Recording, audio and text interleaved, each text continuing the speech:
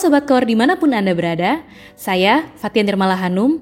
Pada episode Ray kali ini kita akan membahas tentang Omnibus Law. Nah, jadi apa sih sebenarnya Omnibus Law?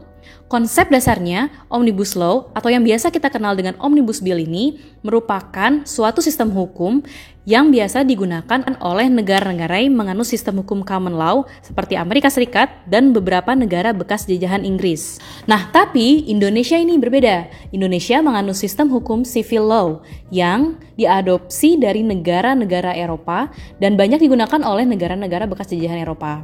Terlepas dari perbedaan sistem hukum ini, kata Omnibus Law mulai terdengar di telinga masyarakat Indonesia sejak pelantikan Presiden Joko Widodo pada Oktober 2019 lalu. Sebagai informasi, RUU Omnibus Law sudah masuk ke DPR sejak 12 Februari lalu. Nah, rencananya RUU Omnibus Law ini akan merevisi lebih dari 70 undang-undang yang ada di Indonesia. Banyak sekali memang, tapi masalahnya pasal-pasal yang terkandung dalam RUU Omnibus Law ini menuai banyak pro dan kontra di kalangan masyarakat. Kok bisa kayak gitu ya? Padahal mungkin rencana pemerintah ini baik untuk merancang Omnibus Law yang telah ada. Pada saat ini, kita akan berbincang tentang Omnibus Law lebih dalam bersama Direktur Riset Core Indonesia, Bapak Peter Abdullah. Nah, kali ini saya sudah berada di Up All Might Cafe yang berada di Kemang dan Pak Peter udah menunggu di dalam. Let's go! Selamat pagi Pak Peter. Selamat pagi. Apa kabar Pak? Alhamdulillah baik. Oke, lagi sibuk apa nih Pak? Sibuk nungguin Fathia. Oh. Gini nih Pak, kan di media juga banyak orang-orang berbicara tentang Omnibus Law nih Pak. Jadi sebenarnya apa sih Pak Omnibus Law itu? Omnibus Law itu adalah sebuah metode pendekatan dalam penyusunan peraturan perundang-undangan. Oke Mas, silakan. Siap. Terima kasih. Terima kasih Mas. Jadi saya ulangi lagi. Oke, lanjut Pak. Ya Fathia ya. Keganggu tadi sama Mas tadi kayaknya ya. Jadi Omnibus Law itu adalah sebuah pendekatan, ya.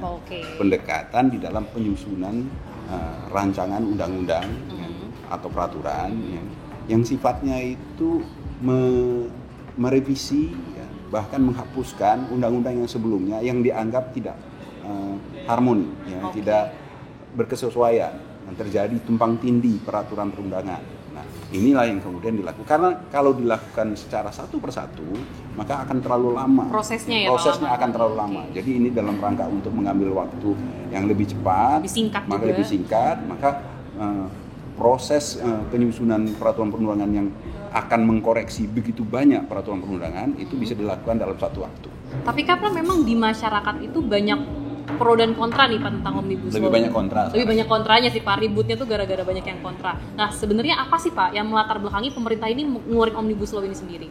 Iya, dikarenakan pemerintah menyadari bahwasanya hambatannya investasi itu terutama dikarenakan adanya tumpang tindih peraturan tadi ya Pak ya. Nah, kita ingat kan pada periode pertamanya Pak Jokowi itu pemerintah sudah mengeluarkan ada 16 paket kebijakan. Paket ekonomi itu ya Pak. Paket kebijakan ekonomi ada 16. Yang tujuannya itu sebenarnya adalah untuk memperbaiki peringkat ease of doing business kita, mempermudah berusaha, ya, mempermudah proses investasi, mempermudah perizinan. Tapi peringkat OEDB kita ternyata nggak naik-naik ya Pak ya sebenarnya? Sebenarnya membaik ya pada periodenya Pak Jokowi itu membaik, tapi kok setelah membaik itu mentok, tidak ada peningkatan terus ya Pak. Ya. Okay. Nah sekarang pemerintah dari yang periode yang lama itu dari yang 16 paket kebijakan yang kita ingat di akhir di 16 paket kebijakan itu ada online single submission. Ya.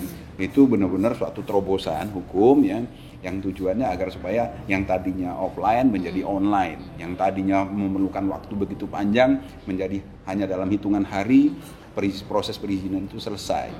Nah, waktu itu ini dianggap sebuah breakthrough, sebuah terobosan yang benar-benar akan mengubah sistem perizinan kita yang kemudian akan mendorong investasi kita. Investasi untuk masuk. Ya, gitu. Kenyataannya tidak seperti itu. Investasi nggak masuk atau bagaimana Pak? Online single submission-nya sendiri ternyata justru memunculkan deadlock sendiri, memunculkan hambatan masalah baru. Karena apa? Karena apa yang diatur di dalam single online submission itu ternyata tidak mudah di lapangan. Banyak sekali aturan-aturan perundangan yang setelah ditelusuri ada di kementerian, ada di Pemda juga Pemda. Ya, jadi ada antar pusat dan daerah, antar kementerian itu yang ada sengkarutnya, tidak sinkronnya. Artinya kita ada masalah di dalam peraturan perundangan. Walaupun konsepnya udah bagus, ada single online submission, tapi ternyata tidak mudah untuk dieksekusi karena ada hambatan, adanya di hilirnya masih banyak hambatan ya, Pak ya? Di hilirnya ada hambatan atau dikarenakan sengkarutnya peraturan perundangan kita. Gitu. Nah, itulah yang menjadi latar belakang kemudian pemerintah untuk mengambil metode ini, ya, karena ini ada persoalan di tumpang tindihnya peraturan, maka pemerintah mengambil jalan cepat gitu kan, cepat ya, bisa saja tidak pakai omnibus, tapi kalau tidak pakai omnibus itu akan prosesnya lebih lama prosesnya lagi, jadi lebih lama. Tapi emang udah banyak Pak negara yang pakai konsep omnibus law ini gitu? Ya, sudah banyak memang. Sudah banyak ya. Di negara ASEAN sendiri sudah tetangga-tetangga kita sudah melakukan semua ya. Vietnam sudah, Filipina sudah, Malaysia ya. sudah Pak? Malaysia sudah, Singapura sudah, semua negara itu sudah mengambil jalan ini jalan tanda kutip jalan cepat. Jalan pintas, jalan tol apa ya? Jalan tol ya. Ya, makanya saya sendiri menurut saya ini adalah sebuah good idea ya, suatu hal yang bagus ya. Untuk dilakukan. Karena memang kita butuh sekali Omnibus Law ini. Omnibus Law kita butuh terobosan. Ya. Dan Omnibus Law itu adalah sebuah bentuk terobosan. Oke.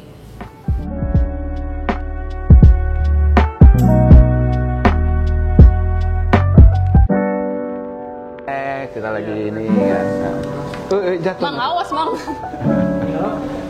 Oh, masuk dulu. Kayak ini kayak gini kan jadi TikTok.